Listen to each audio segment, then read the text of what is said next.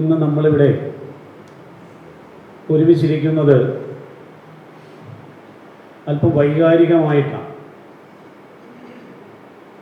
ഈ വേദിയിൽ നിന്ന് നോക്കുന്ന സമയത്ത് സ്വർഗീയ ദുർഗാദാസ് ജിക്ക് ഒപ്പം പ്രവർത്തിച്ചവരെയോ അദ്ദേഹത്തിൻ്റെ കാലത്ത് സംഘടനാ പ്രവർത്തനം ചെയ്തവരോ ആകുവാൻ സാധ്യതയുള്ള പ്രായമുള്ള ആളുകളെ, പ്രൗഢ സ്വയംസേവകരെ കാണാൻ കഴിയും. മാനനീയ ജില്ലാ സഹസംഘചാലക് ജി സംസാരിച്ചപ്പോൾ ഞാൻ ശ്രദ്ധിച്ച ഒരു കാര്യം, അദ്ദേഹത്തിന് ഈ അനുസ്മരണ വേദിയിൽ കൂടുതൽ വാക്കുകൾ പറയാൻ കഴിയുകയില്ല എന്നുള്ളത് തന്നെയാണ്. ഇതേ സാഹചര്യത്തിൽ തന്നെയാണ് ഇവിടെ ഇരിക്കുന്ന മുതിർന്ന സ്വയംസേവകർ ഓരോരുത്തരും എന്ന പൂർണ്ണമായ ബോധ്യവും എനിക്കുണ്ട്.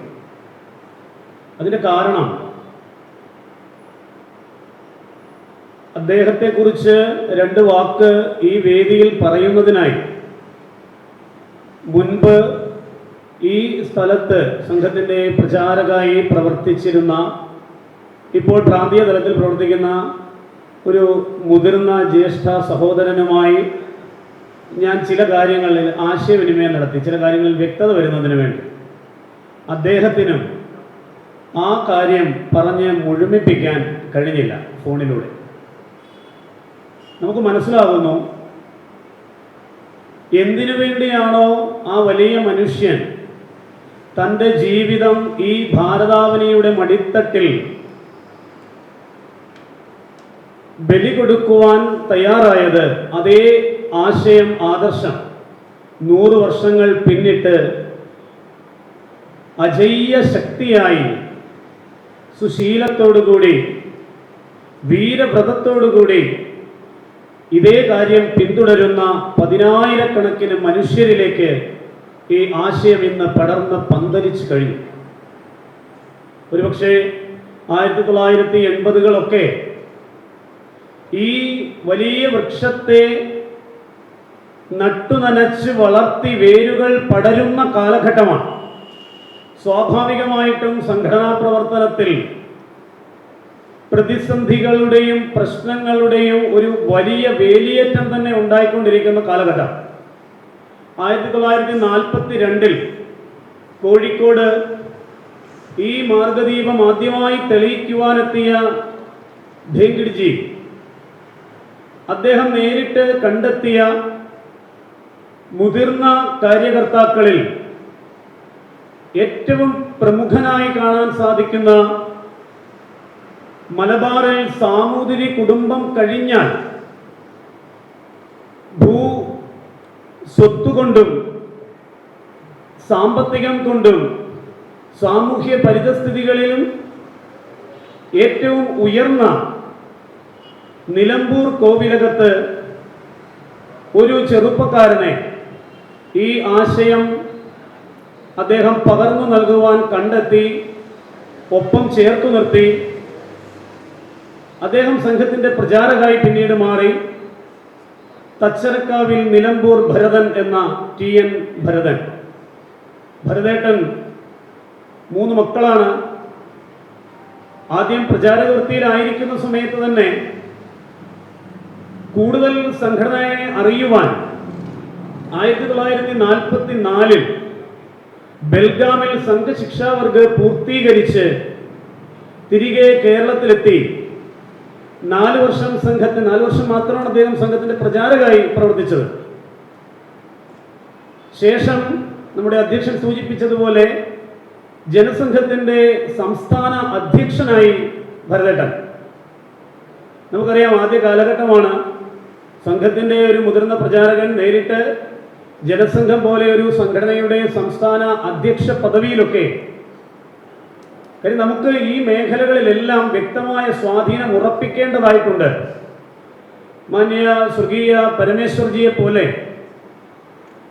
തനിക്ക് കിട്ടിയ സംഘടനാ പാടവത്തെ രാഷ്ട്രീയ മേഖലകളിൽ കൂടി വിനിയോഗിച്ചുകൊണ്ട് ഒരു ബദൽ സംവിധാനത്തെ കേരളത്തിൽ പടുത്തുയർത്തുവാൻ വേണ്ടി ആത്മത്യാഗം സഹിച്ച ഭരതേട്ടൻ ഭരതേട്ടൻ എക്കാലത്തും സംഘ സ്വയംസേവകർക്ക് ജീവിച്ചിരിക്കുമ്പോഴും മരണത്തിന് ശേഷവും പ്രേരണയും പ്രചോദനവുമാണ് എന്ന് പറയുന്നതിന് പ്രധാനപ്പെട്ട ഒരു 2 സംഭവം മാത്രം ഞാൻ വളരെ പെട്ടെന്ന് സൂചിപ്പിക്കാം. സാമൂഹ്യ പ്രശ്നങ്ങളിൽ സജീവമായി അദ്ദേഹം പ്രചാരക വൃത്തിയിലായിരിക്കുന്ന സമയത്ത് തന്നെ ഇടപെടുമായിരുന്നു. നമ്മളിപ്പോൾ പറയാറുണ്ട്, സംഘത്തിൻ്റെ സംഘടനാ കാര്യകർത്താക്കൾ നേരിട്ട് 2ആയി അവരുടെ പ്രവർത്തനത്തെ തരംതിരിച്ചുകൊണ്ട് ശാഖാ കേന്ദ്രീകൃതമായ പ്രവർത്തനം മാത്രം ചെയ്യുന്ന ഒരു വിഭാഗം കാര്യകർത്താക്കളും സമാജത്തിൽ ഇറങ്ങി പ്രവർത്തിക്കുവാൻ വേണ്ടിയിട്ട് മറ്റൊരു വിഭാഗവും എന്നായി സംഘടനാ പ്രവർത്തനത്തെ നമ്മൾ 2ആയി തരംതിരിച്ചുകൊണ്ട് പ്രവർത്തിക്കാറുണ്ട്. കാര്യം നമ്മുടെ സംഘടന അത്രയേറെ വളർന്നു കഴിഞ്ഞു. സംഘടനാ ശ്രേണിയും ജാഗരണ ശ്രേണിയും. അതിൽ സംഘടനാ ശ്രേണി കാര്യകർത്താക്കളോട് എന്ത് പറയും? നിങ്ങൾ അത്തരം വിഷയങ്ങളിൽ ഇടപെടേണ്ട. ചില കാര്യങ്ങളൊന്ന് സൂചിപ്പിക്കും. ചേട്ടാ, ഇങ്ങനെയാണ് BJP-യുമായി ബന്ധപ്പെട്ട്, BMS-യുമായി ബന്ധപ്പെട്ട് നമ്മൾ സംഘത്തിൻ്റെ കാര്യകർത്താവായതുകൊണ്ട് നമ്മളോട് ചില കാര്യങ്ങൾ അവർ വന്ന് പറയുന്നു. എന്താണ് ചെയ്യേണ്ടത് എന്ന് 2 കാര്യകർത്താക്കളൊക്കെ ചോദിക്കുന്ന സമയത്ത്, അല്ലെങ്കിൽ മണ്ഡലത്തിൻ്റെ കാര്യകർത്താക്കളൊക്കെ ചോദിക്കുന്ന സമയത്ത് മുതിർന്ന കാര്യകർത്താക്കൾ നമ്മളോട് പറയും, നിങ്ങൾ ചെയ്യേണ്ടത് സംഘടനാ പ്രവർത്തനം നേരിട്ടാണ്. നിങ്ങൾ സംഘടനാ ശ്രേണിയിൽപ്പെട്ട ഒരു കാര്യകർത്താവാണ്. ജാഗരണ ശ്രേണിയിൽ നമുക്ക് ആളുകളുണ്ടല്ലോ, അവരത്തരം കാര്യങ്ങൾ കൈകാര്യം ചെയ്യുകയോ ചെയ്യാതിരിക്കുകയോ ചെയ്യും. ഞാൻ ആവർത്തിച്ചതാണ്, ചെയ്യുകയോ ചെയ്യാതിരിക്കുകയോ ചെയ്യും. നമ്മൾ പലപ്പോഴും പല കാര്യങ്ങളിലും നമുക്ക് ആശയക്കുഴപ്പം ഉണ്ടാകുന്നത് ഇങ്ങനെ മുതിർന്ന കാര്യകർത്താക്കളുമായി വിഷമത്തോടുകൂടി പറഞ്ഞ് മനസ്സിന് പൂർണ്ണമായും തൃപ്തികരമല്ലാത്ത ഉത്തരം കിട്ടി കാര്യാലയത്തിൽ നിന്ന് ഇറങ്ങി വന്നിട്ടുള്ള ഒരാൾ കൂടിയാണ് ഞാൻ. സംഘത്തിൻ്റെ ഖണ്ഡ് കാര്യവാഹമായി അടുപ്പിച്ച് 6 വർഷക്കാലം പ്രവർത്തിക്കാനുള്ള ഭാഗ്യം ലഭിച്ചു. ശേഷം ശബരിഗിരി ജില്ലയുടെ ജില്ലാ പ്രചാര പ്രമുഖായി പ്രവർത്തിച്ചു. ഈ കാലയളവിലൊക്കെ നമുക്കിത് കൃത്യമായി അറിയാൻ സാധിക്കും. ഇന്ന് വിവിധ ക്ഷേത്രത്തിലായിരിക്കുന്ന സമയത്ത് അത് കൃത്യമായി, ഏറ്റവും കൃത്യമായി മനസ്സിലാക്കുന്നു. പരാതി പ്രളയവുമായി ഇപ്പോഴും നിരവധിയായിട്ടുള്ള ആളുകൾ, ചേട്ടാ ഇതൊന്ന് ചെന്ന് പറയണം എന്ന് പറയും. ചേട്ടന് പറയാമല്ലോ, ചേട്ടന് കുറച്ചുകൂടി സ്വാതന്ത്ര്യമുണ്ട്, ചേട്ടന് മുതിർന്ന കാര്യത്താക്കളോട് ഇന്നതുപോലെ ഒന്ന് പറയണം എന്നൊക്കെ ഒന്ന് പുഞ്ചിരിച്ചുകൊണ്ട് അവരെയും തൃപ്തിപ്പെടുത്തി ഈ കാര്യം എന്നാൽ മുതിർന്ന കാര്യത്താക്കളോട് സൂചിപ്പിച്ച് ചില ഇടപെടലുകൾ ഉണ്ടാവും, ചിലത് ഇടപെടലുകൾ ഉണ്ടാവില്ല. അതവർക്കറിയാം എവിടെയൊക്കെയാണ്. ഞാൻ ഭരതേട്ടനെ കുറിച്ച് പറഞ്ഞു വന്ന കൂടുതൽ ഇത്രയും കൂട്ടിച്ചേർക്കാൻ കാര്യം, സാമൂഹ്യ പ്രശ്നങ്ങളിൽ വളരെ കൃത്യമായ ഇടപെടലുകൾ നടത്തിയിരുന്ന ഒരു പ്രചാരകൻ. അക്കാലത്ത് ഈ പ്രവർത്തനമെല്ലാം ഒരു പ്രചാരകൻ ഏറ്റെടുക്കേണ്ടുന്ന സാഹചര്യം ഉണ്ടായിരുന്നു എന്നുള്ളതാണ് നമ്മൾ മനസ്സിലാക്കുന്നത്. ഞാൻ അതാണ് സൂചിപ്പിച്ചത്. സംഘടനാ പ്രവർത്തനം ഇത്രയേറെ വ്യാപിച്ച സമയത്ത് നമുക്ക് വിവിധ മേഖലകളിലേക്ക് തരംതിരിച്ച് ആളുകളെ കൊടുക്കുന്നതിന് സാധിക്കുന്നു. ഇന്ന് അതൊന്നുമില്ലാതിരിക്കുന്ന ഒരു കാലഘട്ടത്തിൽ ഈ ആശയത്തെ നെഞ്ചോടേറ്റി വീട്ടിൽ നിന്ന് ഇറങ്ങുന്നവർ തിരികെ വീട്ടിലേക്ക് മടങ്ങുമെന്ന് യാതൊരു ഉറപ്പുമില്ലാതിരിക്കുന്ന ഒരു കാലഘട്ടത്തിൽ ഒരു പ്രചാരകനോട് വന്ന് തൻ്റെ പരിഭവങ്ങളും പരാതികളും വിഷമതകളും സംഘടനാ പ്രവർത്തനത്തിലും വ്യക്തിജീവിതത്തിലും നേരിടുന്ന പ്രശ്നങ്ങളൊക്കെ ചർച്ച ചെയ്യുന്നവർക്കെല്ലാം ഒരു തുറന്ന പുസ്തകമായി അങ്ങനെ നിലകൊണ്ട ഭരതേട്ടൻ 1954 കോഴിക്കോട് നടുവട്ടം ക്ഷേത്രത്തിൽ എതിരേൽപ്പുമായി ബന്ധപ്പെട്ട് മതമൗലികവാദികൾ ക്ഷേത്രത്തിൽ എതിരേൽപ്പ് നടത്താൻ അനുവദിക്കുകയില്ല എന്ന നിലപാടെടുത്ത സമയത്ത് തൻ്റെ ഒപ്പമുള്ള സ്വയംസേവകരെ കൂട്ടിച്ചേർത്തുകൊണ്ട് അത്തരത്തിലൊരു നിലപാടാണ് നിങ്ങൾ എടുക്കുന്നതെങ്കിൽ സംഘം എടുക്കുന്ന നിലപാട് ഇന്നതായിരിക്കും എന്ന ചിത്രം കൃത്യമായി അവരുടെ മുമ്പിൽ വയ്ക്കാൻ ഒരു പ്രചാരകൻ മുമ്പിൽ നിന്ന് കാര്യങ്ങൾ നയിക്കുകയാണ്.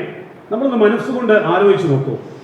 പിന്നീട് നമുക്ക് കാണാൻ സാധിച്ചു 1957 3 വർഷങ്ങൾക്ക് ശേഷം ഗുരുവായൂർ ജില്ലയിൽ മണത്തല എന്ന സ്ഥലത്ത് ഇതേപോലെ തന്നെ ക്ഷേത്രാചാരവുമായി ബന്ധപ്പെട്ട് ഹൈന്ദവ സമൂഹം ഒന്നിച്ചു ചേരുന്നതിന് എതിർപ്പുണ്ടാകുന്ന സാഹചര്യത്തിൽ, നേർക്കുനേരുള്ള ഏതാണ്ട് യുദ്ധസമാനമായി നിൽക്കുന്ന സാഹചര്യത്തിൽ ഇസ്ലാമിക ഭീകരവാദികൾക്കെതിരെ നെഞ്ചു വിരിച്ചു നിന്നുകൊണ്ട് സമാജത്തിന് മുഴുവൻ ആത്മവിശ്വാസം പകർന്നുകൊണ്ട് പ്രേരണയും പ്രചോദനവുമായി നിന്ന ഭരതേട്ടൻ, സമ്പന്നതയുടെ നടുവിൽ കഴിഞ്ഞിരുന്ന ഒരു കുടുംബം.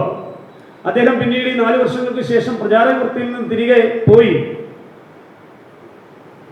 കുടുംബത്തിൽ ഗൃഹസ്ഥനായിക്കൊണ്ട് ഏതാണ്ട് പ്രചാരക തുല്യമായി ഒരു കാര്യകർത്താവ് എന്ന നിലയിൽ പ്രവർത്തിച്ചു കൊണ്ടിരിക്കുന്ന സമയത്ത് സ്വാഭാവികമായിട്ടും തൻ്റെ കുടുംബത്തിലേക്ക് സംഘ സംസ്കാരത്തെ പകർന്നു നൽകുവാൻ പൂർണ്ണമായും ശ്രമിക്കുന്ന ഒരു കാര്യകർത്താവ് എന്ന നിലയിലും അദ്ദേഹം ഒരു വലിയ വിജയം തന്നെയായി. അദ്ദേഹത്തിൻ്റെ 3 മക്കളിൽ രണ്ടാമൻ നമ്മൾ സാധാരണ പറയാറുണ്ട് ജന്മനാ ദേശസ്നേഹി. ഇതെങ്ങനെയാണ് അറിയാൻ സാധിക്കുന്നത്? ഒരാൾ ജന്മനാ ദേശസ്നേഹിയാണോ എന്ന് എങ്ങനെ അറിയും? അയാളുടെ ജീവിതചര്യയിൽ കുറച്ചു കാലങ്ങൾ മുമ്പോട്ട് പോകുന്ന സമയത്ത് കുടുംബത്തിൽ നിന്ന് സംഘ ആശയത്തെ കിട്ടുന്നത് നമുക്ക് മനസ്സിലാക്കാം, കലാലയത്തിൽ നിന്ന് കിട്ടുന്നത് മനസ്സിലാക്കാം, സംഘശാഖയിലേക്ക് എത്തിയതിനു ശേഷം കിട്ടുന്നത് മനസ്സിലാക്കാം. നമ്മൾ പൂജനീയ ഡോക്ടർ ജിയെ കുറിച്ച് പറയും ജന്മന ദേശഭക്തനായിരുന്നു ഡോക്ടർ ജി എന്ന് പറയും. കാര്യം അവരുടെ ഓരോ പ്രവർത്തനത്തിലും അത് പ്രതിഫലിക്കും, തീരെ ചെറിയ പ്രായത്തിൽ തന്നെ. അതുകൊണ്ട് ഭരതേട്ടന്റെ 3 മക്കളിൽ രണ്ടാമനായ ദുർഗാദാസൻ ചെറിയ പ്രായത്തിൽ തന്നെ സംഘസ്ഥാനിലെത്തി ഒരു കാര്യകർത്താവൊക്കെയായി മാറിക്കഴിയുന്നതിന് മുമ്പ് തന്നെ അവന്റെ മനസ്സിനെ സമാജത്തിലെ പല പ്രശ്നങ്ങളും ഗൗരവകരമായി തന്നെ മതിച്ചിരുന്നു. അത് പറയാൻ കാര്യം, പല സംശയങ്ങളും കുട്ടി ഒരു ചെറിയ പ്രായത്തിൽ തോന്നുന്ന സംശയങ്ങളായിരുന്നില്ല ദുർഗാദാസന് തോന്നിയിരുന്നത് എന്ന് സമകാലീന സംഘ കാര്യകർത്താക്കളായിരുന്നവരോട്, സേതുവട്ടനടക്കമുള്ള മുതിർന്ന പ്രചാരകന്മാരോട്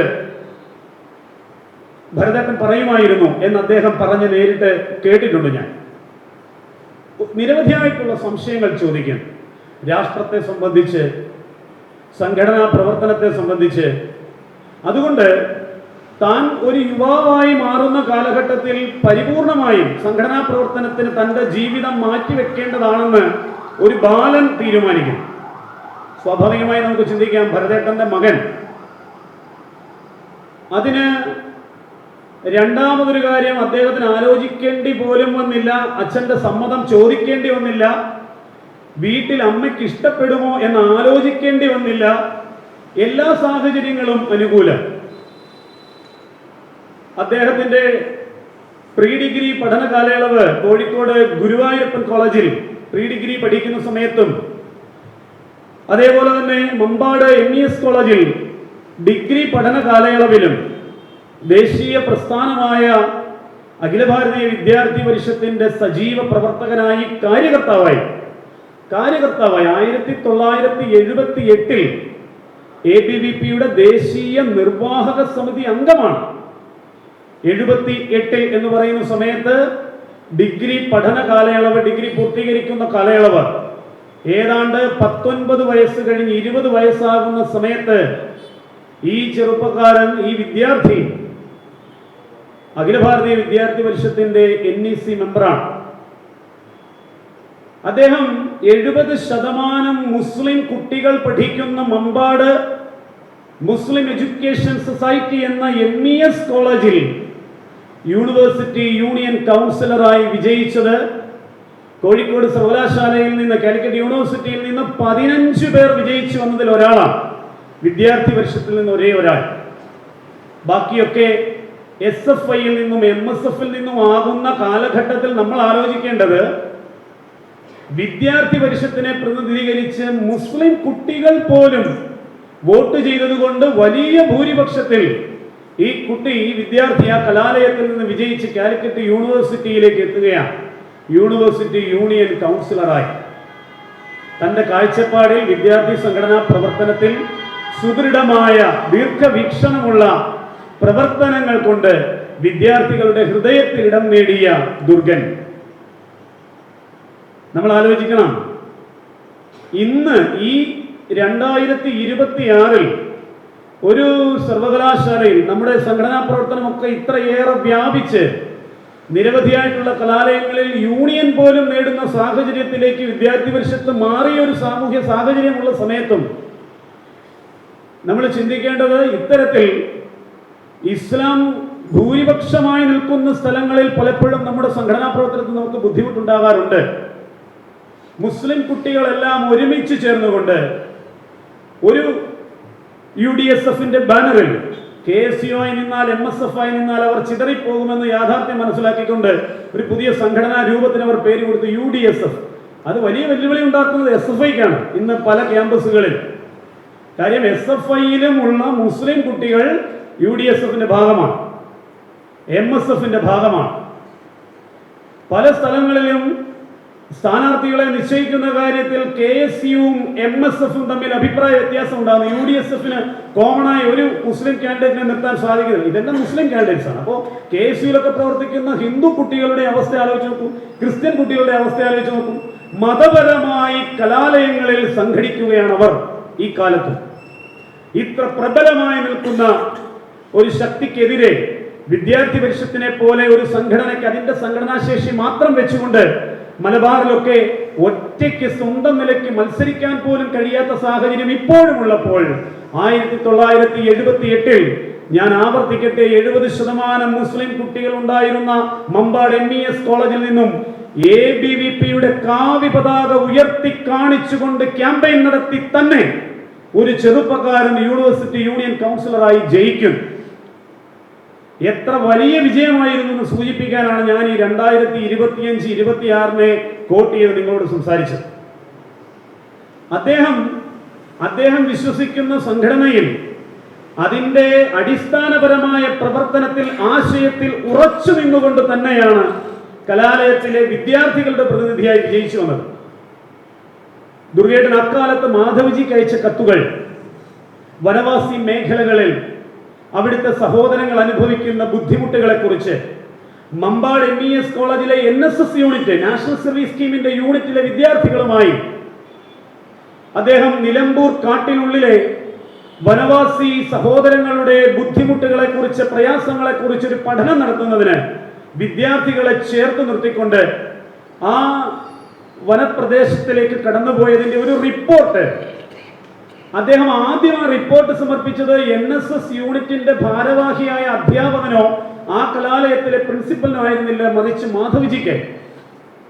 ഭാസ്കർറാവുജി പ്രാന്തപ്രചാരകരായി പ്രവർത്തിക്കുന്ന സമയം ഒരു 17 വയസ്സുള്ള ചെറുപ്പക്കാരനെ പേര് വിളിച്ച് അറിയാൻ സ്നേഹത്തോടുകൂടി ഒരു മകനെ അടുത്തിരുത്തി പിതാവ് എങ്ങനെയാണോ കൊണ്ടു നടക്കുന്നത് അതേപോലെ നിലമ്പൂരിൽ ഉള്ള ഒരു ചെറുപ്പക്കാരന് സംഘത്തിന്റെ പ്രാന്തപ്രചാരകന്റെ സ്നേഹവാത്സല്യങ്ങളൊക്കെ ഏറ്റ് സംഘടനയെ കൂടുതൽ അടുത്തറിയുവാനും പരിചയപ്പെടുവാനും അവസരമൊരുങ്ങുക എന്ന് പറയുമ്പോൾ ആ വ്യക്തി നാളെ വളർന്ന് ഒരു മുതിർന്ന കാര്യകർത്താവായി ഈ സമാജത്തിന് മുഴുവൻ താങ്ങും തണലുമാകുന്ന വടവൃക്ഷമായി വളരുമെന്ന് നമ്മുടെ മുതിർന്ന സംഘ കാര്യകർത്താക്കൾക്ക്, പ്രചാരകന്മാർക്ക് പൂർണ്ണമായ ബോധ്യമുണ്ടായിരുന്നു.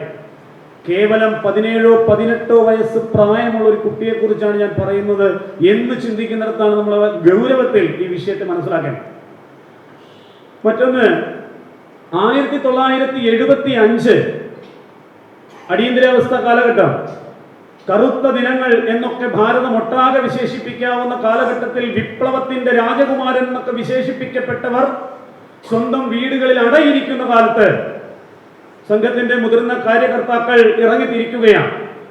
പിടിക്കപ്പെടാം, ജയിലറകൾക്കുള്ളിൽ അടയ്ക്കപ്പെടാം, ക്രൂരമായ മർദ്ദനങ്ങൾ ഏറ്റുവാങ്ങാം, തിരികെ വീട്ടിലെത്താൻ സാധിക്കുമെന്ന് പറയാൻ കഴിയും. ഇപ്പോഴത്തെ നമ്മുടെ ആദരണീയനായ ഗവർണർ ശ്രീ രാജേന്ദ്ര വിശ്വനാഥ് ആർലേക്കർജി, അദ്ദേഹത്തെ കുറിച്ച് മാതൃഭൂമിയിൽ ഒരു ലേഖനത്തിൽ ഞാൻ വായിച്ചറിഞ്ഞതാണ്. അടിയന്തരാവസ്ഥ കാലഘട്ടത്തിൽ അദ്ദേഹം ABVPയുടെ സജീവ പ്രവർത്തകനായിരുന്നു, സംഘത്തിന്റെ കാര്യകർത്താവുമായിരുന്നു.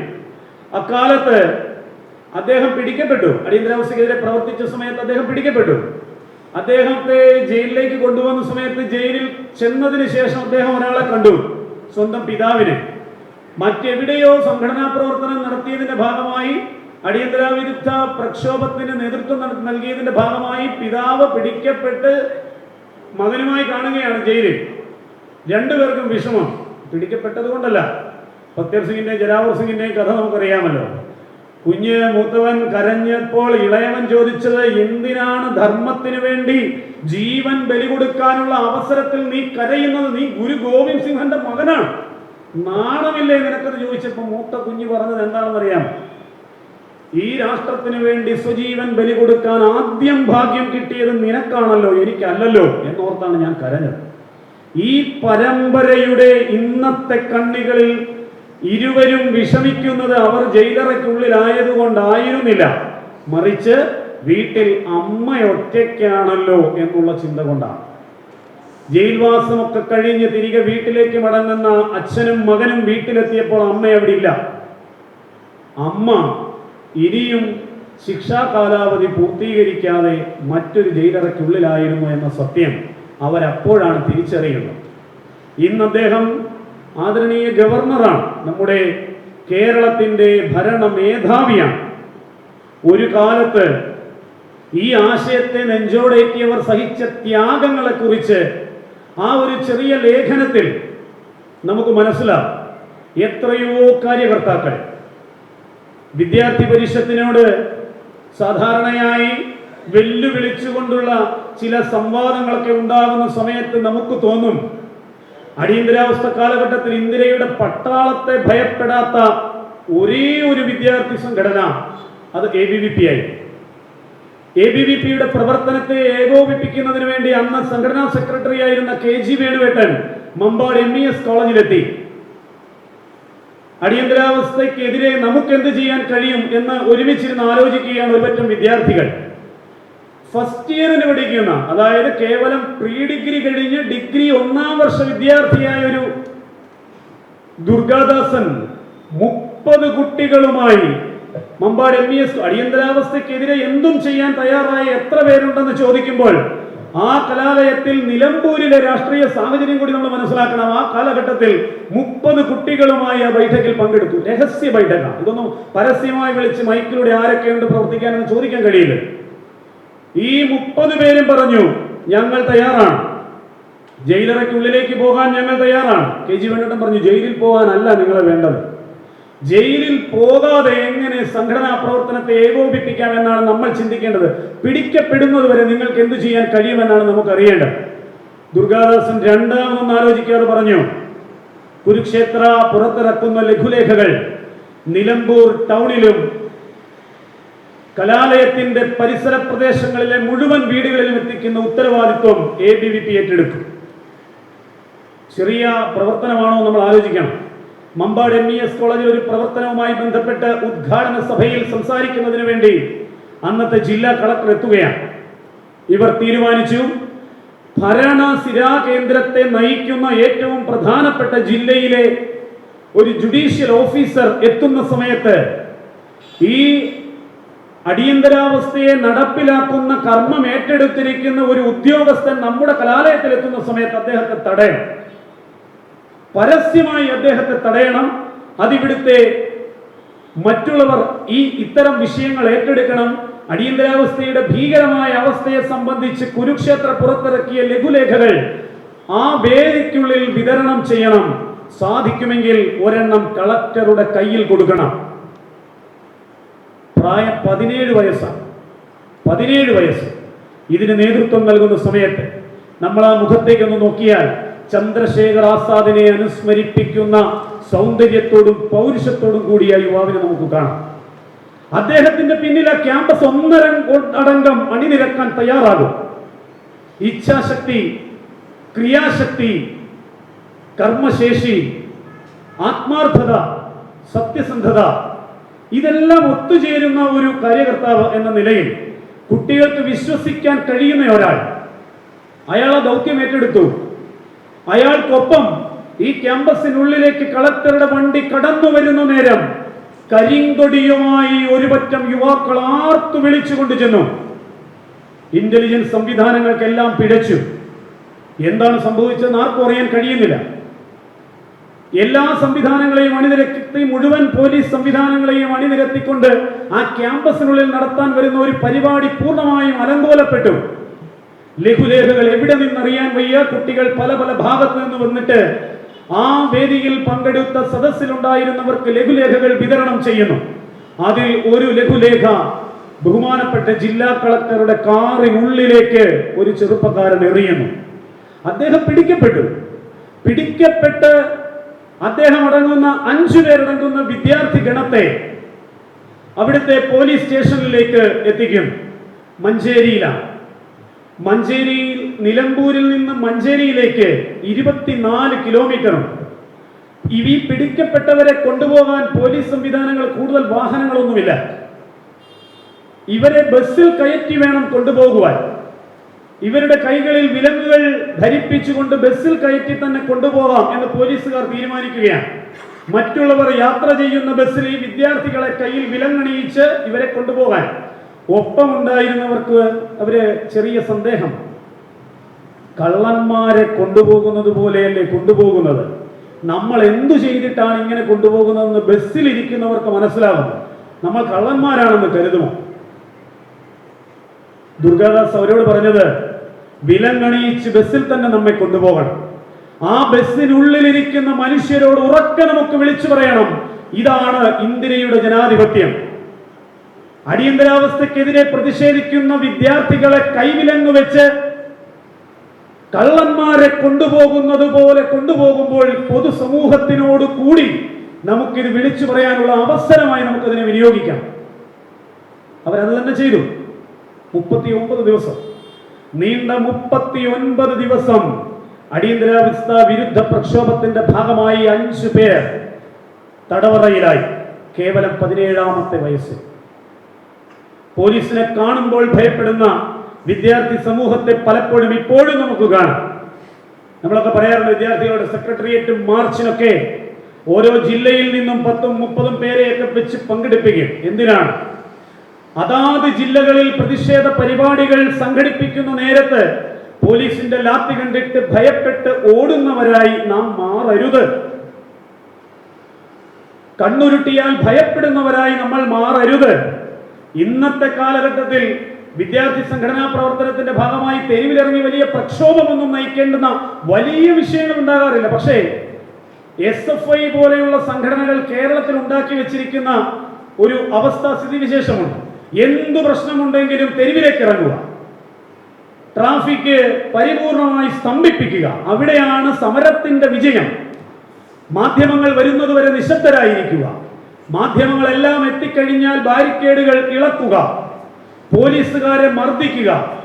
ഇങ്ങനെയൊക്കെ ചെയ്യുന്ന സമയത്ത് ഏതാണ്ട് വാർത്തയിൽ 3-4 ദിവസം ആ പ്രക്ഷോഭം നിറഞ്ഞു നിൽക്കും.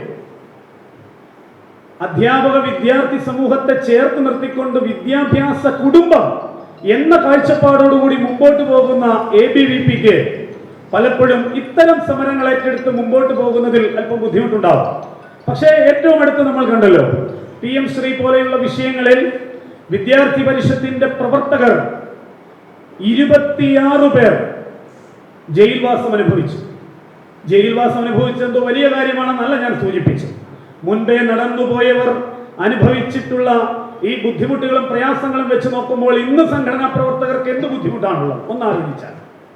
പക്ഷേ മാറിയ കാലഘട്ടത്തിൽ പലപ്പോഴും അത്തരം പ്രവർത്തനങ്ങൾക്ക് കുറച്ചൊക്കെ നമുക്ക് ബുദ്ധിമുട്ട് വരുന്നൊരു കാലത്തു കൂടിയാണ് നാം ഇന്ന് ജീവിക്കുന്നത് എന്നുള്ളൊരു യാഥാർത്ഥ്യം വിസ്മരിക്കാനാവില്ല. ഞാൻ പറഞ്ഞു വന്ന് വെച്ചത്, അങ്ങനെ ഈ 5 പേരും ജയിലറയ്ക്കുള്ളിൽ ആയതിനു ശേഷം പ്രഭാതത്തിലെ 5 മണിക്ക് എഴുന്നേൽക്കും ദുർഗാദാസ്. പ്രാതസ്മരണ കൃത്യമായി 5 മണിക്ക് ജയിലറയ്ക്കുള്ളിൽ നീലാബ്ധിവീജി പരിസേവിത പുണ്യഭൂമി ശൈലാധിരാജ പരിശോഭിത ദേവഭൂമി എന്ന ഗീതം മുഴങ്ങുകയാണ് ജയിലറയ്ക്കുള്ളിൽ. ഈ 5 പേരും ഒപ്പം ചേരും. 5 പേരെയും ഒരു സെല്ലിനുള്ളിലാണ് ഇട്ടത്, വിദ്യാർത്ഥികൾ എന്ന നിലയിൽ. അതിനുശേഷം 1 മണിക്കൂർ ശാഖയെടുക്കും ഈ ജയിലറയ്ക്കുള്ളിൽ ഈ ചെറുപ്പക്കാരൻ. ഒരു ദിവസം പോലും പ്രാർത്ഥന ചൊല്ലാതെ തിരികെ വീട്ടിലേക്ക് മടങ്ങരുത് എന്ന ഭരതേട്ടന്റെ മുതിർന്ന പ്രചാരകൻ എന്ന നിലയിൽ, അച്ഛനാണ്, കാര്യം ശരിയാണ്, ഭരതേട്ടന്റെ ഉപദേശമാണ് ദുർഗാദാസൻ ജയിലറയ്ക്കുള്ളിലും 1 മണിക്കൂർ ഈ സഹപ്രവർത്തകരുമായി ചേർന്ന് നിന്നുകൊണ്ട് ശാഖ എടുക്കുമായിരുന്നു എന്ന് പറയുന്ന സമയത്ത് നമ്മൾ മനസ്സിലാക്കണം. ഗണിതശാസ്ത്ര ബിരുദം, BSc മാത്സ്, BSc മാത്തമാറ്റിക്സിൽ ഏറ്റവും ഉയർന്ന മാർക്കോടുകൂടി സമർത്ഥനായ വിദ്യാർത്ഥി മമ്പാട് MES കോളേജിൽ നിന്ന് വിജയിച്ചു. രണ്ടാമതൊന്നും ആലോചിക്കേണ്ടി വന്നില്ല. ഇനി എന്താണ് ചെയ്യേണ്ടത്? സംഘത്തിന്റെ പ്രചാരകൻ. 19 വയസ്സ് കഴിഞ്ഞ് 20 വയസ്സിലേക്ക് കടക്കുന്ന ചെറുപ്പക്കാരൻ അങ്ങനെ സംഘത്തിന്റെ പ്രചാരകായി ഈ തിരുവനന്തപുരം ജില്ലയിലേക്ക് എത്തുകയാണ്, നിലമ്പൂരിൽ നിന്ന്. 980-കൾ അദ്ദേഹം അധ്യക്ഷ പ്രഭാഷണത്തിൽ സൂചിപ്പിച്ചു, പരസ്യമായി സംഘസ്ഥാനിലെത്തി പരമപവിത്ര ഭഗവത് ധ്വജമുയർത്തിക്കൊണ്ട് പ്രണാം ചെയ്യാൻ കഴിയാതിരുന്ന മേഖലകൾ നിരവധിയായിട്ടുള്ള തിരുവനന്തപുരം ജില്ല, കടക്കൽ പോലെയുള്ള ഏരിയകൾ, CPM-ന്റെ ശക്തി കേന്ദ്രങ്ങൾ, അവിടുത്തെ മണ്ണ് പതുക്കെ ഇളകി തുടങ്ങി. വിസ്താരകായി ഒരു ചെറുപ്പക്കാരൻ നിലമ്പൂരിൽ നിന്ന് തിരുവനന്തപുരത്ത് എത്തിയിരിക്കും. അവരെ സംബന്ധിച്ചിടത്തോളം അപകടകാരിയാണവൻ എന്ന് മനസ്സിലാക്കുവാൻ കേവലം 2-3 മാസങ്ങൾ മാത്രമേ വേണ്ടി വന്നു.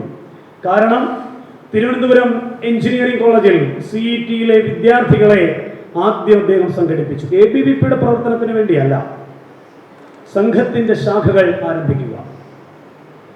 അങ്ങനെ അടിസ്ഥാന പ്രവർത്തനത്തെ ശാക്തീകരിച്ചതിനു ശേഷം വിദ്യാർത്ഥി പരിഷത്തിന്റെ യൂണിറ്റുകൾ ഈ കലാലയങ്ങളിലൊക്കെ ആരംഭിക്കുക. വലിയ ശക്തിയായി പടപൊരുതുവാൻ തയ്യാറായി മുദ്രാവാക്യങ്ങളുമായി വരുന്ന SFI പ്രവർത്തകന്റെ മുമ്പിൽ തിരിഞ്ഞോടാത്ത നെഞ്ചുറപ്പുള്ള ആത്മവിശ്വാസമുള്ള 10 പേർ ഓരോ കലാലയത്തിലും ഉണ്ടാകുവാൻ അടിസ്ഥാനപരമായ സംഘടനാ പ്രവർത്തനത്തിൽ വിദ്യാർത്ഥികളെ സജീവമാക്കുന്ന പ്രവർത്തനമാണ് അദ്ദേഹം ആദ്യമായി കഴക്കൂട്ടം കേന്ദ്രീകരിച്ച് പ്രവർത്തനം ആരംഭിച്ചത്. ഞാൻ മുമ്പ് സൂചിപ്പിച്ചു, CPM കോട്ടകൾ ഇളകി തുടങ്ങി. 1981 ജൂൺ മാസം പ്രചാരകായി കിളിമാനൂരിലേക്ക് നിശ്ചയിക്കുകയാണ് സംഘം. കോട്ട കൊത്തളങ്ങളെയൊക്കെ ഇളക്കിക്കൊണ്ട് ഒരു നിലമ്പൂരുകാരൻ തിരുവനന്തപുരം ജില്ലയിൽ പ്രവർത്തിക്കുന്നത് അറിഞ്ഞ കാലം മുതൽ ആകെ അസ്വസ്ഥരാണ് മാർക്സിസ്റ്റ് നരാധമന്മാർ. ആ വാക്ക് തന്നെ ഞാൻ ഉപയോഗിക്കുകയാണ്. അവർ വളരെ കൃത്യമായി മനസ്സിലാക്കി കിളിമാനൂരിലേക്ക് ഇയാൾ എത്തിയിരിക്കും. ഇയാളുടെ പ്രവർത്തനം ഈ കിളിമാനൂർ മേഖലയിലും നിലവിൽ കലാലയത്തിലും NSS കോളേജിലുമൊക്കെ സജീവമായാൽ ഉണ്ടാകുന്ന അപകടം വളരെ വലുതാണ്. കാര്യം, തെരുവിൽ നേതാക്കന്മാർക്ക് വേണ്ടി തല്ലുകൂടുവാൻ എൻഫോഴ്സ്മെന്റ് ഡയറക്ടറേറ്റിന്റെ എൻക്വയറി തന്റെ മകളുടെ നേരെ വരുന്ന സമയത്ത് പ്രതിരോധ കവചം തീർക്കുവാൻ വിദ്യാർത്ഥികളെ ഉപയോഗിച്ചുകൊണ്ട് ഒരു നരാധമൻ കേരളത്തിൽ മുഖ്യമന്ത്രിയായി വിലസിയ കാലമായിരുന്നു ഈ കഴിഞ്ഞ കാലം വരെ നമ്മൾ കണ്ടത്. എറിഞ്ഞു കൊടുക്കുകയാണ് വിദ്യാർത്ഥികളെ. എനിക്കറിയാം, വിദ്യാർത്ഥി പരിഷത്തിലേക്ക് നിയോഗിക്കപ്പെട്ടിട്ട് കേവലം 2 വർഷങ്ങൾ മാത്രമേ ആയിട്ടുള്ളൂ എന്നെ സംബന്ധിച്ചിടത്തോളം. പക്ഷേ അതായത് ABVP-യിൽ ശൈശവമാണ് ഒരുപക്ഷെ എനിക്ക്. വിദ്യാർത്ഥി കാലഘട്ടത്തിൽ ABVP-യിൽ പ്രവർത്തിച്ചിരുന്നു, കാര്യകർത്താവായിട്ടില്ല. അടുത്തറിയാനുള്ള സാഹചര്യങ്ങൾ അധികമായി ഉണ്ടായിട്ടില്ല. കോളേജ് യൂണിയൻ ചെയർമാനായി വിജയിച്ചു വലിയ സംഘർഷം ഉണ്ടാകുന്ന കാലഘട്ടത്തിൽ കുറേ കാലം ഒളിവിൽ കഴിഞ്ഞു. അച്ഛനും അമ്മയും അനുഭവിക്കുന്ന ബുദ്ധിമുട്ടുകൾ, പ്രയാസങ്ങൾ ഇതൊക്കെ മനസ്സിലാക്കാൻ കഴിയുമായിരുന്നു. പക്ഷെ അപ്പോഴും ഞാൻ മുമ്പ് സൂചിപ്പിച്ചതുപോലെ മുഴുവൻ SFI വിജയിച്ചു വന്ന ഒരു യൂണിയനിൽ അവർക്ക് ചെയർമാൻ മാത്രം നഷ്ടപ്പെട്ടപ്പോൾ ആ ചെയറിൽ പോയിരിക്കുന്നവന്റെ മാനസികാവസ്ഥ ആലോചിച്ചു. ഈ അവസ്ഥയിലൂടെയാണ് ഞാൻ കടന്നുപോയത്. ഒരു ചെയർമാൻ ABVP, ബാക്കി മുഴുവൻ SFI. ചലിക്കാൻ അനുവദിക്കാതെ ഒരു പ്രഭാഷണം നടത്തുവാൻ അല്ലെങ്കിൽ ഒരു അധ്യക്ഷ പദവിയിൽ ക്യാമ്പസിൽ പ്രിൻസിപ്പലിനൊപ്പം വിശിഷ്ടാതിഥിക്കൊപ്പം ഇരിക്കുവാനുള്ള കസേര എടുത്തു മാറ്റുന്ന ഒരു സാഹചര്യം ഉണ്ടാകുമ്പോൾ ആ വേദിയിൽ തറയിലിരുന്നു കൊണ്ട് പ്രതിഷേധിച്ച് എന്റെ അധ്യക്ഷ പ്രസംഗം അവിടെ ഇരുന്ന് നടത്തിയിട്ടുള്ള കാര്യമാണ്. ഞാൻ ആലോചിക്കുന്നത്, ഈ 1980-കളിൽ കമ്മ്യൂണിസ്റ്റ് കോട്ടയ്ക്ക് നടുവിൽ കാവ്യ പതാക ഉയർത്തിക്കൊണ്ട് നമസ്തേ സദാവത്സലേ മാതൃഭൂമി എന്ന് ചൊല്ലുവാനുള്ള 10 പേരെ സജ്ജരാക്കിയാൽ ആ ക്യാമ്പസിനുള്ളിൽ വിദ്യാർത്ഥി സംഘടനാ പ്രവർത്തനത്തിലൂടെ യൂണിയൻ വരെ തിരിച്ച് തങ്ങളുടെ കൈകളിലേക്ക് കൊണ്ടുവരാൻ കഴിയുമെന്ന ആത്മവിശ്വാസത്തോടുകൂടി ഒരു ചെറുപ്പക്കാരൻ ഈ നഗരത്തിലൊക്കെ ഇറങ്ങി പ്രവർത്തിച്ചു. അദ്ദേഹം 1981 ജൂലൈ മാസം 20-ാം തീയതി 81 ജൂൺ മാസത്തിൽ കിളിമാനൂരിലേക്ക് പ്രചാരകായി നിയോഗിക്കപ്പെട്ട് ജൂലൈ മാസം ഒരേ ഒരു മാസം ജൂലൈ മാസം 20-ാം തീയതി ഉച്ചയ്ക്ക് 1 മണിയോടുകൂടി ക്യാമ്പസിലേക്ക് പോകാൻ വേണ്ടി ഇവിടെ വന്നിറങ്ങുകയാണ്. അതിനു മുമ്പ് ക്യാമ്പസിൽ ചില സംഘർഷങ്ങൾ ഉണ്ടായി. സ്വാഭാവികമായിട്ടും ഈ പ്രവർത്തനം വ്യാപിക്കുന്ന സമയത്ത് അതിനെ പ്രതിരോധിക്കുവാനുള്ള വലിയ പരിശ്രമം CPM-ന്റെ ഭാഗത്തുനിന്നുണ്ടായി, SFIയുടെ ഭാഗത്തുനിന്നുണ്ടാകുന്നു, DYFIയുടെ ഭാഗത്തുനിന്നൊക്കെ ഉണ്ടാകുന്നു. ക്യാമ്പസിനുള്ളിൽ ABVP-യുടെ അഡ്രസ്സിലുള്ള കുട്ടികളെ ക്യാമ്പസിനുള്ളിൽ പൂട്ടിയിടുന്ന സാഹചര്യം ഉണ്ടായി, പെൺകുട്ടികളെ പോലും. അവിടെയൊക്കെ അത്തരം പ്രവർത്തനങ്ങളെ അതിജീവിച്ചുകൊണ്ട് വിദ്യാർത്ഥി പരിഷത്തിന്റെ പ്രവർത്തനവുമായി മുമ്പോട്ട് പോയി. മുമ്പ് ഞാൻ സൂചിപ്പിച്ചതുപോലെ നെഞ്ചുവിരിച്ചു നിന്ന് ഒരു വിദ്യാർത്ഥിയുടെ അഡ്മിഷനുമായി ബന്ധപ്പെട്ടിട്ടാണ് ദുർഗാദാസ് ആ ക്യാമ്പസിലേക്ക് ആ ദിനം വന്നിറങ്ങിയത്. സംഘർഷമുണ്ടായപ്പോൾ പ്രതിരോധിക്കുവാൻ വേണ്ടി ആയുധം കൊണ്ടുവന്നതായിരുന്നില്ല സംഘത്തിന്റെ പ്രചാരകർ. അവിടെ ഒരു കുട്ടിയുടെ അഡ്മിഷനുമായി ബന്ധപ്പെട്ട് അദ്ദേഹത്തിന് സംസാരിക്കാം പ്രിൻസിപ്പലിനോട്. കാര്യം അന്ന് നിലവിൽ NSS കോളേജിന്റെ പ്രിൻസിപ്പൽ അദ്ദേഹത്തിന്റെ നാട്ടുകാരൻ കൂടിയാണ്.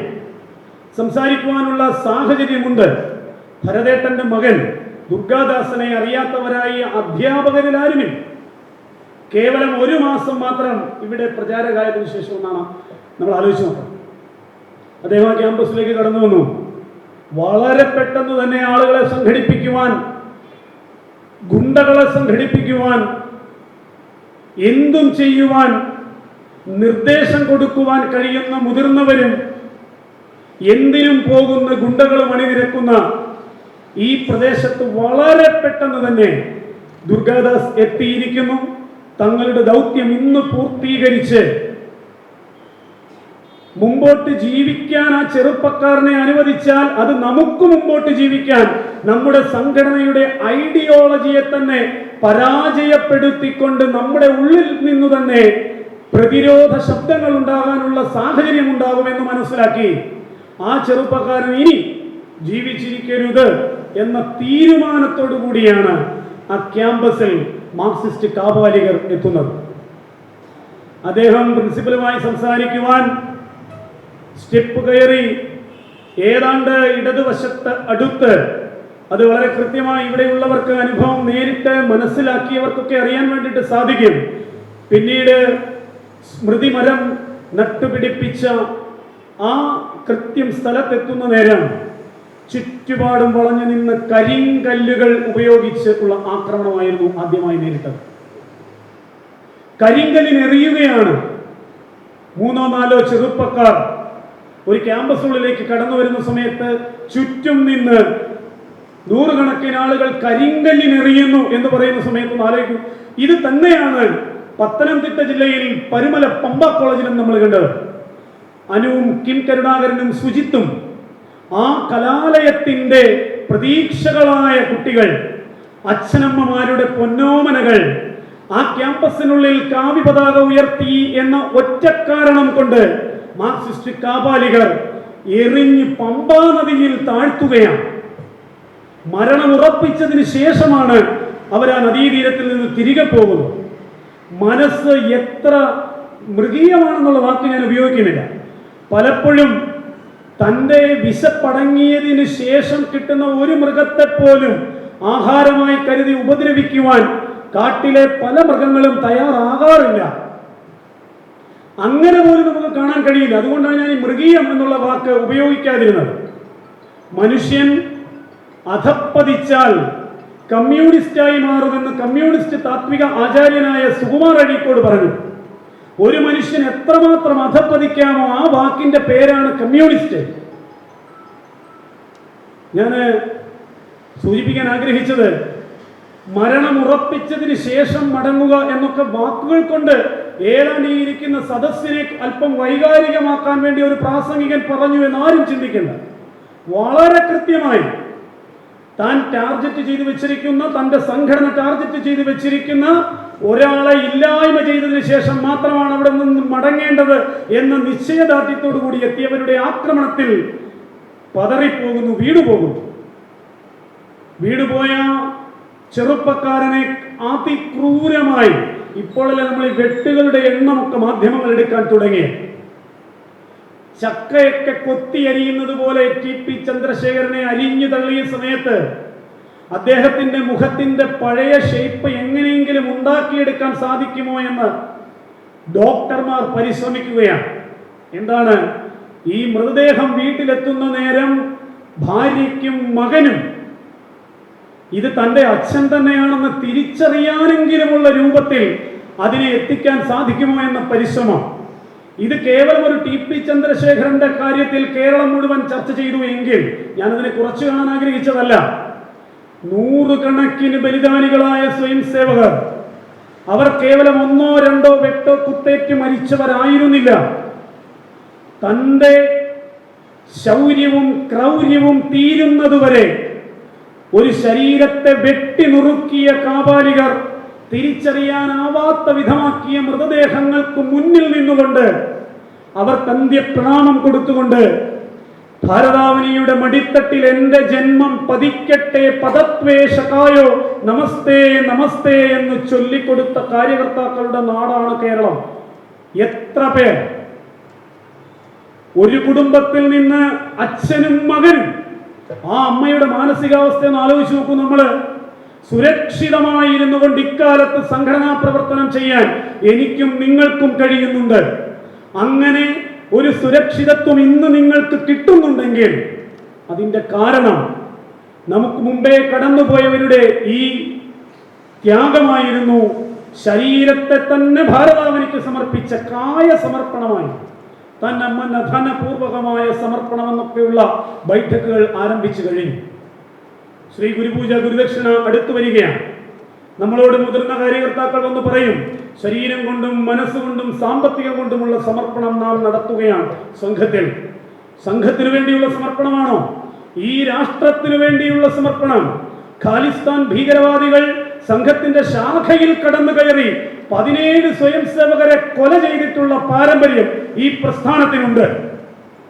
പഞ്ചാബിൽ വനപ്രദേശങ്ങൾ കേന്ദ്രീകരിച്ച് വലിയ രീതിയിലുള്ള അക്രമം നടക്കുന്ന സമയത്ത് കമ്മ്യൂണിസ്റ്റ് ഭീകരന്മാർ, ആ വാക്കുകൾ തന്നെയാണ് മാവോയിസ്റ്റുകൾ ഉപയോഗിക്കുന്നത്. കമ്മ്യൂണിസമാണ് മാവോയിസം, മറ്റല്ലാതെ എന്താണ്? കമ്മ്യൂണിസ്റ്റ് ഭീകരന്മാർ കൊന്നു തള്ളിയ സംഘ സ്വയം സേവകരുടെ എണ്ണം നിരവധിയാണ്. ഈ വിഷയത്തിൽ തുടർന്ന് സംഘടനാ പ്രവർത്തനം നടത്തുവാൻ മുഴുവൻ സമയ പ്രവർത്തകർ ആവശ്യമാണ് എന്ന് ബൈഠക്കെടുക്കുന്ന നേരം ആദ്യം കൈ ഉയർത്തിയിരുന്നവർ ഉണ്ടായിരുന്ന പ്രാന്തം അഭിമാനത്തോടു കൂടി പറയാം, ഈ കേരളം ആണ്. NCT രാജേട്ടനെ പോലെയുള്ളവർ പഞ്ചാബിൽ ഏറ്റവും കലുഷിതമായ സാഹചര്യത്തിൽ, ഒരാളും ചെന്നിറങ്ങാൻ ഭയപ്പെടുന്ന സാഹചര്യത്തിൽ ഇവിടെ നിന്ന് ട്രെയിൻ കയറുകയാണ്. എത്രയോ പേർ താൻ നാളെ തിരികെ വീട്ടിൽ വരുമെന്ന് ഒരു ഉറപ്പുമില്ല. ഇന്ന് നമ്മുടെ വീട്ടിൽ നിന്ന് ഇറങ്ങുന്ന സമയത്ത് അമ്മയോട് ഞാൻ തിരിച്ചു വരാൻ സാധ്യതയില്ല എന്ന് പറഞ്ഞിറങ്ങുന്ന സാഹചര്യമുള്ള ഒരാളും ഇവിടെ ഉണ്ടാകുമെന്ന് ഞാൻ കരുതുന്നു.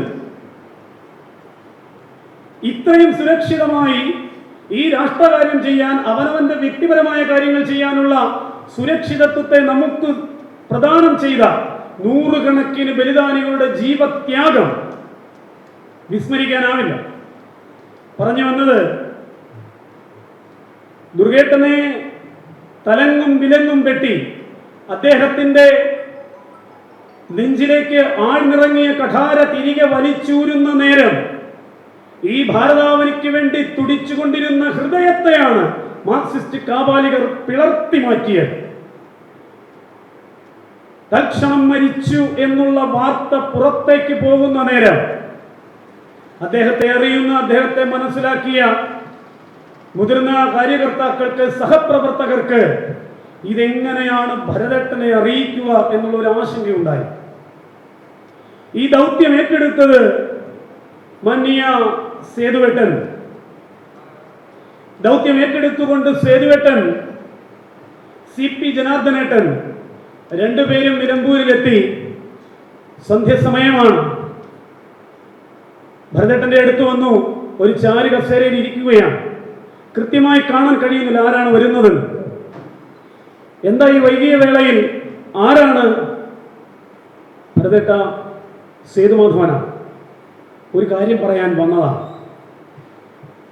മുഴുമിപ്പിക്കുന്നതിന് മുമ്പ് അദ്ദേഹം പറഞ്ഞു, വല്ലാത്തൊരു അസ്വസ്ഥത. ഇന്ന് രാവിലെ മുതൽ എന്തൊക്കെയോ ചില തോന്നലുകൾ, ചെറിയൊരു ക്ഷീണം, അതുകൊണ്ടൊന്ന് ഇരുന്നതാണ്. കാര്യം പറയൂ. പറഞ്ഞു, ദുർഗാദാസിനെ നമുക്ക് നഷ്ടമായി. നമ്മളൊന്ന് ആലോചിച്ച് നോക്കണം. തൻ്റെ കുഞ്ഞുമകന്റെ കൈ പിടിച്ചുകൊണ്ട് സംഘസ്ഥാനിലേക്ക് എത്തി. സംഘത്തിന്റെ ആദ്യ പാഠങ്ങൾ അവന് ശൈശവത്തിൽ പറഞ്ഞുകൊടുത്ത പ്രചാരകനായിരുന്ന അച്ഛൻ സന്തോഷത്തോടുകൂടി മകനെ രാഷ്ട്രകാര്യം ചെയ്യുവാൻ വേണ്ടി അയച്ച അച്ഛൻ മാർക്സിസ്റ്റ് കാപാലികർ അതിക്രൂരമായി മൃഗീയമായി കൊല ചെയ്തു എന്ന വാർത്ത വന്നു നിൽക്കുന്ന കാര്യകർത്താക്കൾ വിതുമ്പിക്കൊണ്ട് പറഞ്ഞപ്പോൾ അദ്ദേഹം പറഞ്ഞത്, എത്രയോ മക്കളെ നഷ്ടപ്പെട്ട അച്ഛനമ്മമാർ കണ്ണൂരിലും തലശ്ശേരിയിലും ഒക്കെ ഈ കാലഘട്ടത്തിൽ ഉണ്ടായി. അവരിൽ ഒരാൾ മാത്രമാണ് ഞാൻ. ഭരതേട്ടന് നിർബന്ധമാണ് ദുർഗാദാസിന്റെ മൃതശരീരവുമായി സംഘസ്വയം സേവകർ നിലമ്പൂർ കോവിലകത്തിലേക്ക് എത്തി. ആ മൃതദേഹത്തിലേക്ക് അർപ്പിച്ച ഹബിസുകളിൽ നിന്നുയരുന്ന അഗ്നിപടലങ്ങൾ പ്രപഞ്ചത്തിൽ ആകെ പടരുന്ന നേരം ആ ചിത കെട്ടമരുന്നതിന് മുമ്പ് ഭരതേട്ടൻ ഒരു ആഗ്രഹം പറഞ്ഞു, എറണാകുളത്തേക്ക് പോകണം. മറ്റുള്ള ചോദിച്ചു, എന്താണ്? ഭാസ്കർറാവുജിയെ കാണണം. ഭാസ്കർറാവുവിന് വയ്യ. ഭാസ്കർറാവുജി അസുഖബാധിതനായി ദുർഗാദാസിന്റെ മരണമറിഞ്ഞിട്ട് വിഷമിച്ച് കരയുകയാണ്. കണ്ടേ മതിയാവൂ എന്ന് വാശി പിടിക്കുകയാണ്. ഭരതേട്ടനെ എങ്ങനെ കാണണം, ഭരതേട്ടനോട് എങ്ങനെ ഇത് പറയണം എന്നുള്ള ആശങ്ക, ഭരതേട്ടനെ അഭിമുഖീകരിക്കാനുള്ള പ്രശ്നം ഭാസ്കർറാവുജിക്കുണ്ട്. നഷ്ടപ്പെട്ടത് ദുർഗാദാസിനെയാണ്. ഭാസ്കർറാവുജി അന്നത്തെ ഒരു ദിനം മുഴുവൻ രാത്രി ഉറക്കമില്ലാതെ വിതുമ്പിക്കരഞ്ഞ് നേരം വെളുപ്പിച്ച് പ്രഭാതത്തിൽ പ്രാന്തകാര്യാലയത്തിന്റെ വാതിലുകൾ തുറക്കുമ്പോൾ അത്ഭുതപ്പെട്ടു ഭരതേട്ടൻ. താൻ കാണണം എന്നാഗ്രഹിച്ച, എന്തു പറയണം എന്ന് തനിക്ക് മറുപടിയില്ലാതിരുന്ന ഭരതേട്ടൻ ഭാസ്കർറാവുജിയോട് പറയുകയാണ്, വിഷമിക്കരുത്, സംഘത്തിന് ഇനിയും പ്രചാരകന്മാരുണ്ടാവും. ഈ രാഷ്ട്രകാര്യം ചെയ്യുവാൻ തയ്യാറായി ഇനിയും ചെറുപ്പക്കാർ മുമ്പോട്ട് വരും. അങ്ങ് കരയരുത്. അച്ഛനാണ് പറയുന്നത്. മുതിർന്ന സംഘപ്രചാരകനായിരുന്ന, സംഘത്തെ നെഞ്ചോടേറ്റിയ ഒരു മനുഷ്യൻ തന്റെ രക്തത്തിൽ പിറന്ന തന്റെ പിഞ്ചോമനയായി താൻ വളർത്തിക്കൊണ്ടുവന്ന് രാഷ്ട്രഹിതത്തിനായി ഈ രാഷ്ട്രമാതാവിന് സമർപ്പിച്ച കുഞ്ഞ് നഷ്ടപ്പെട്ടു പോയ വേദനയിലും പറയുകയാണ്, താങ്കൾ കരയരുത്, ഇനിയും പ്രചാരകന്മാരുണ്ടാവും. ഈ നിലമേൽ ക്യാമ്പസിൽ നിന്ന് പിന്നീട് പ്രചാരകന്മാരുണ്ടായി. നാം ഇന്ന് ചിന്തിക്കേണ്ടത്, വിദ്യാർത്ഥി പരിഷത്തിന്റെ പ്രവർത്തനം ഈ നിലമ്പൽ ക്യാമ്പസിൽ പൂർവാധികം ഭംഗിയായി പുനരുജ്ജീവിപ്പിക്കുവാനുള്ള വലിയ ദൗത്യത്തെ ഏറ്റെടുക്കേണ്ടവരാണ് എന്റെ മുന്നിലിരിക്കുന്നവർ. ഇത് ഞാനല്ല നിങ്ങളോട് ആവശ്യപ്പെടുന്നത്. സ്വർഗീയ ദുർഗാദാസ് എന്ന പകരം വെക്കാനില്ലാത്ത മുതിർന്ന കാര്യകർത്താവ് എങ്ങോ ഇരുന്ന് ഈ വാക്കുകളെ കേൾക്കുന്നുവെങ്കിൽ, ഈ 45 വർഷങ്ങൾക്ക് ശേഷം അദ്ദേഹത്തിന്റെ ആത്മാവിന് നിത്യശാന്തി ലഭിക്കണമെങ്കിൽ പ്രതികാരം ചെയ്തേ മടങ്ങാവൂ. എങ്ങനെയാണ് സംഘം പ്രതികാരം ചെയ്യുന്നത്? സംഘത്തിന്റെ പ്രതികാരം സംഘടനാ പ്രവർത്തനത്തിലൂടെയാണ്. രാഷ്ട്രഹിതത്തിനായി കൂടുതൽ ചെറുപ്പക്കാരെ സജ്ജരാക്കുക. ഈ പ്രേരണയും പ്രചോദനവും ഉൾക്കൊണ്ട് നിരവധിയായിട്ടുള്ള കാര്യകർത്താക്കൾ ഉണ്ടാവുക. ഈ സ്മൃതിക്ക് വേണ്ടി അവിടെ ഒരു മരം നട്ടുപിടിപ്പിച്ചു. ആ ചെറുപ്പക്കാർ ഒരു വേപ്പുമരം, ഒരു മരത്തെ പോലും ഭയപ്പെടുന്ന മാർക്സിസ്റ്റ് കാപാലികർ ആ മരം മുറിച്ചു കളഞ്ഞു. സ്വർഗീയ മനോജേട്ടന്റെ മരണത്തിന് ശേഷം ആ സ്മൃതി മണ്ഡപത്തിലേക്ക് പുഷ്പാർച്ചനയ്ക്കായി എത്തുന്ന സ്വയം സേവകർ കണ്ടത് പട്ടിയെ വെട്ടിക്കൊന്ന് അവിടെ കെട്ടിത്തൂക്കിയിരിക്കുന്നു. ഇത് കണ്ടിട്ടും സഹിച്ചുകൊണ്ട് സഹനഭാവത്തോടുകൂടി സംഘടനാ പ്രവർത്തനം ചെയ്തവരാണ് നമ്മൾ. ഒരു മനുഷ്യന്റെ ജീവനെ ഇല്ലാതാക്കിക്കൊണ്ട് പരുമല ക്യാമ്പസിലെ കുട്ടികളുടെ ജീവൻ ഇല്ലാതാക്കിയതിനു ശേഷവും നിങ്ങളുടെ സംഘടനാ പ്രവർത്തനം ഈ ക്യാമ്പസിൽ അനുവദിക്കുകയില്ല എന്ന് പരസ്യമായി പറഞ്ഞുകൊണ്ട് അച്ഛനെ വെട്ടിക്കൊന്ന വിഷമത്തിൽ കഴിയുന്ന അമ്മയ്ക്ക് തീരാ കണ്ണീര് സമ്മാനിച്ചുകൊണ്ട് മകനെയും കൊന്ന് തട്ടഹസിച്ചുകൊണ്ട് ഈങ്കുലാവ് മുഴക്കുന്നവർ എങ്ങനെയാണ് ജനാധിപത്യ രാഷ്ട്രത്തിൽ, ജനാധിപത്യ സംവിധാനത്തിൽ ഇക്കാലത്തും കേരളത്തിൽ ഭരണത്തിൽ കൂടി ഇക്കാലത്തിനടുത്തു വരെ ഇരുന്നതെന്ന് നമ്മൾ ചിന്തിച്ചു നോക്കണം. ഇന്ന് ഈ തിരുവനന്തപുരം ജില്ലയിൽ തിരുവനന്തപുരം നഗരസഭയിൽ മേയറെ ഒന്ന് ഇറക്കി കിട്ടാൻ വല്ല മാർഗവുമുണ്ടോ എന്ന് അന്വേഷിച്ച് കോൺഗ്രസുകാരന്റെയും ലീഗുകാരന്റെയും പിന്നാലെ പോകേണ്ടുന്ന ഗതികേടിലേക്ക് ആ പ്രദേശത്ത് സംഘടനാ പ്രവർത്തനത്തെ മാറ്റാനായി സാമൂഹ്യ സാഹചര്യങ്ങൾക്ക് കഴിഞ്ഞുവെങ്കിൽ അത്തരം പ്രവർത്തനങ്ങൾ സുസ്ഥിരമാകുന്നതിന് ദുർഗാദാസ് വരച്ചുകാട്ടിയ പാതയാണ് നമുക്ക് ആവശ്യം. ചക്രവ്യൂഹത്തിൽ അകപ്പെട്ട അഭിമന്യുവിന് മറ്റു മാർഗങ്ങളില്ലായിരുന്നു പുറത്തു വരുവാൻ. അഭിമന്യുവിന്റെ ബലിദാനം എങ്ങനെയാണോ അതേപോലെ തന്നെയായിരുന്നു കേവലം 21ാമത്തെ വയസ്സിൽ ഒരു ചെറുപ്പക്കാരൻ നമ്മോട് വിട പറഞ്ഞത്. ഭാരതാവനിയുടെ മടിത്തട്ടിൽ ഉണ്ടായ ആ സ്മൃതി വനത്തെ മുറിക്കാൻ, ആ സ്മൃതി വൃക്ഷത്തെ മുറിക്കുവാൻ അവർക്ക് കഴിഞ്ഞിരിക്കാം. പക്ഷേ അതിന്നൊരു സംഘടനയായി മാറിക്കഴിഞ്ഞു. ആ സംഘടനയാണ് ഇവിടെ കൂടുതലായി സംഘടനാ പ്രവർത്തനം, സേവാ കാര്യങ്ങൾ ഏറ്റെടുത്ത് സാമൂഹ്യ പരിഷ്കരണ പ്രവർത്തനങ്ങൾ ഏറ്റെടുത്ത് മുന്നോട്ട് പോകേണ്ടത്. ആ പ്രവർത്തനം നടത്തുന്ന നേരം കേവലം ദുർഗാദാസൻ ഒരു വ്യക്തിയല്ല, ഒരു പ്രസ്ഥാനമായി മാറിക്കഴിഞ്ഞു. ഞാനും നിങ്ങളും ഓരോരുത്തരും ദുർഗാദാസന്മാരായി മാറേണ്ടുന്ന കാലമാണ് ഇതെന്ന് ഞാൻ പ്രത്യേകമായി നിങ്ങളെ ഓർമ്മിപ്പിക്കുന്നു.